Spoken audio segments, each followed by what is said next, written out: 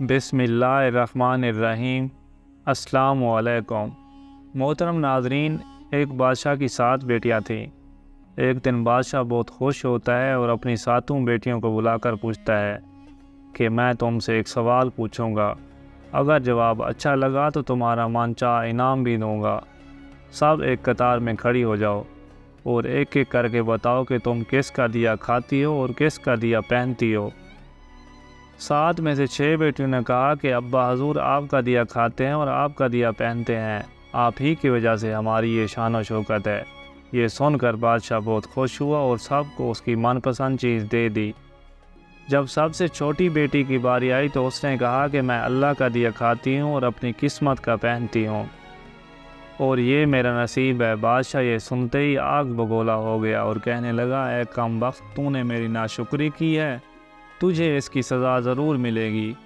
شہزادی نے کہا، جو حکم ابا حضور۔ بادشاہ نے سپاہیوں کو حکم دیا کہ جاؤ اسے جنگل میں چھوڑ آؤ، میں بھی دیکھوں کہ یہ میرے بغیر کیسے اللہ کا دیا کھاتی ہے اور اپنے نصیب کا پہنتی ہے۔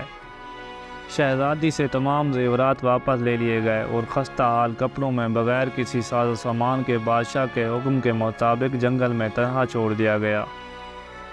سب سپاہی شہزادی کو چھوڑ کر واپس چلے گئے۔ شہزادی جنگل کو دیکھنے لگی، چاروں طرف درخت ہی درخت تھے اور دوپہر سے شام ہونے والی تھی۔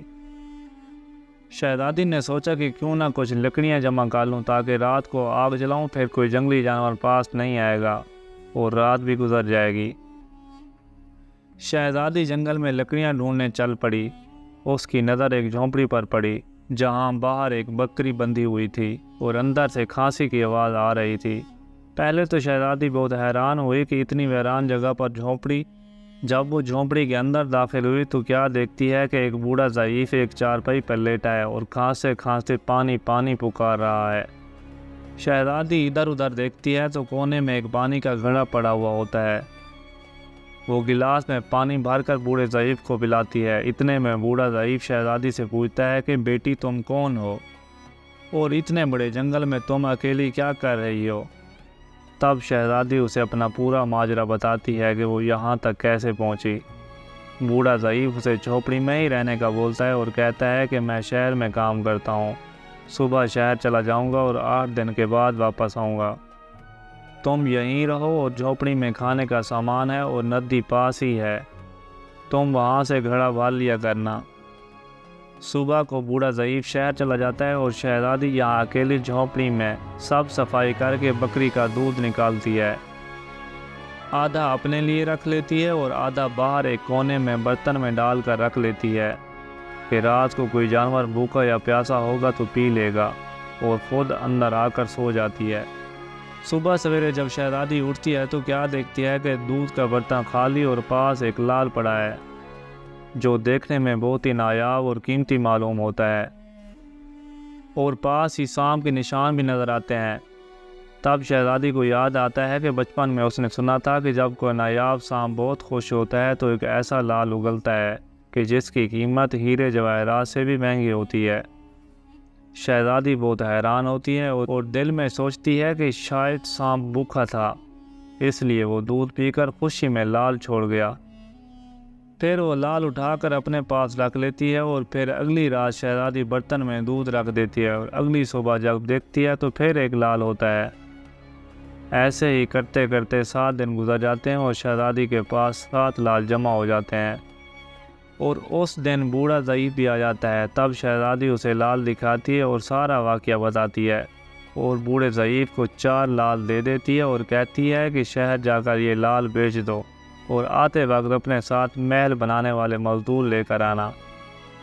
باقی 4 لال شہزادی اپنے گلے میں مالا کے طور پر پہن لیتی ہے اور کچھ ہی مہینوں میں جنگل میں ایک عالی شان محل تیار ہو جاتا ہے جس میں بوڑھا ضعیف اور شہزادی رہنے لگتے ہیں۔ ایسا خوبصورت محل جس میں ہر آرائش، نوکر چاکر، دنیا کی تمام نعمتیں موجود ہوتی ہیں۔ شہزادی جنگل میں لکڑیوں کی فیکٹری لگا دیتی ہیں جس میں غریب کام کرتے ہیں اور ان کی روٹی بھی چلتی رہتی ہے۔ دیکھتے ہی دیکھتے جنگل شہر نما بن جاتا ہے اور دور دور تک دھوم مچ جاتی ہے کہ شہزادی بہت ہی رحم دل ہے۔ یہ خبر ایسے ہی بادشاہ تک پہنچتی ہے تو بادشاہ کے دل میں اشتیاق ہوتا ہے کہ دیکھوں تو صحیح کون سے ملک کی شہزادی ہے جس کی اتنی تعریف ہے۔ بادشاہ سپاہیوں کے ہاتھ پیغام بھیجتا ہے شہزادی سے ملنے کا۔ یہاں شہزادی کے سپاہی جب شہزادی کو بتاتے ہیں تو شہزادی یہ حکم دیتی ہے کہ بادشاہ سلامت ایک ہی شرط پر ہم سے مل سکتے ہیں کہ وہ اپنی تمام بیٹیوں کے ساتھ آئیں۔ سپاہی جا کر بادشاہ کو پیغام دے دیتے ہیں۔ ایک دن بادشاہ اپنی تمام بیٹیوں کے ساتھ شہزادی کے محل جاتا ہے۔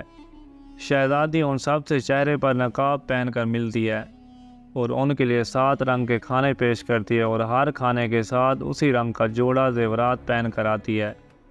محل کی شان و شوکت، خوبصورتی اور شہزادی کا انداز بادشاہ اور باقی تمام شہزادیوں کو بہت حیران اور متاثر کرتا ہے۔ آخر میں بادشاہ شہزادی سے کہہ دیتا ہے کہ تم میری بیٹی کی جگہ پر ہو اور میں بھی تمہارے کہنے پر تمام بیٹیوں کے ساتھ آیا ہوں، پھر ہم سے یہ پردہ کس لیے؟ بہت اصرار پر شہزادی کہتی ہے کہ ٹھیک ہے، میں تیار ہو کر آتی ہوں۔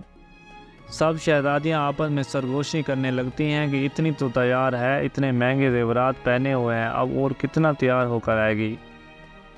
اتنے میں کیا دیکھتے ہیں کہ دور سے خستہ حال کپڑوں میں کوئی آ رہا ہے اور غور کرنے پر بادشاہ کو یاد آتا ہے کہ یہ ابھی تک زندہ ہے۔ میں تو سوچتا تھا کہ اسے جنگل کے جانور کھا گئے، اور جب میں نے اپنے سپاہیوں کو اس کی خبر لینے بھیجا تھا تب انہوں نے ہی بتا دیا تھا کہ وہاں شہزادی کا کوئی نام و نشان نہیں ہے، تو یہ کیسے ممکن ہے؟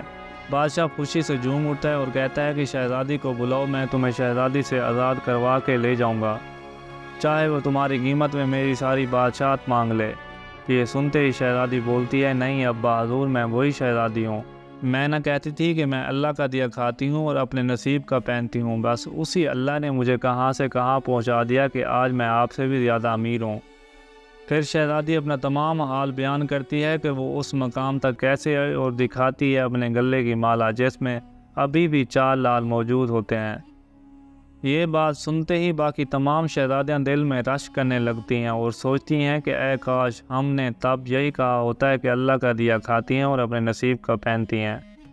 ناظرین، ہمیشہ اللہ تعالیٰ کی ذات پر یقین رکھیں، وہ جس حال میں بھی رکھیں ہمیشہ اس کا شکر ادا کریں۔ آج کے اس دور میں بچوں کی ایسی تربیت کی بہت زیادہ ضرورت ہے۔ بچوں کی آخرت کی فکر بھی والدین کو ایسے ہی کرنی چاہیے جیسے اپنی آخرت کی فکر کرتے ہیں۔ یہ ایک چھوٹا سا خوبصورت پیغام خاص طور پر ہمارے نوجوانوں کے لیے ہے۔ اگر ہو سکے تو شیئر ضرور کریں، اللہ نے چاہا تو ہمیں اس کا اجر بھی ضرور ملے گا، ہمارے بچوں کی اصلاح بھی ہو سکتی ہے۔ اللہ تعالی ہمیں حسن عمل کی توفیق عطا فرمائے، آمین ثم آمین یا رب العالمین۔